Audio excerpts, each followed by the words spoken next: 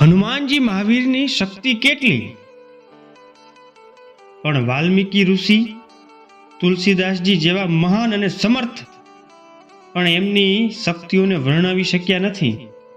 પ્રચંડ શક્તિનો ધોધ, યતુલિત બલ ધામ એ હેમ શૈલાભ દેવ, કે જેનું બળ અમાપ છે, જેને માપી ન શકાય, જેને આ સમસ્ત બ્રહ્માંડની શક્તિ કરતા પણ જેનું બળ અનંત ગણું છે, એવા હનુમાનજી મહાવીરની જો બળની ગણના કરવી હોય તો 1000 ઘોડાની તાકાત એક મદ જરતા હાથીમાં હોય, અને આવા 10,000 મદ જરતા એ હાથીની તાકાત ભેગી કરો ત્યારે એક ઇન્દ્રના ઐરાવત હાથીમાં બળ થાય.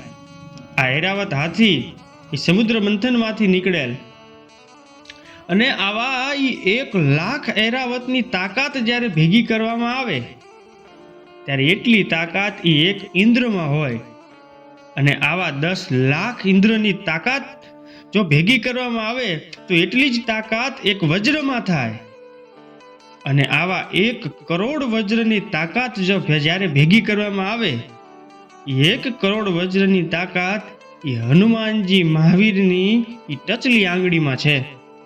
વિચાર કરો કે ખાલી ટચલી આંગળીમાં જ આવા 1 કરોડ વજ્રની તાકાત હોય તો હનુમાનજી મહાવીરમાં કેટલી તાકાત છે હે? પણ આમાંથી શીખવું શું આપણે? કે આટલી બધી શક્તિ, પ્રચંડ ધોધ, છતાંય કોઈ રંકને રંજાડતા નથી, ક્યારેય અભિમાન કરતા નથી. પણ આપણામાં આટલી શક્તિ હોય તો કોઈને જવાબી ન આપીએ હો.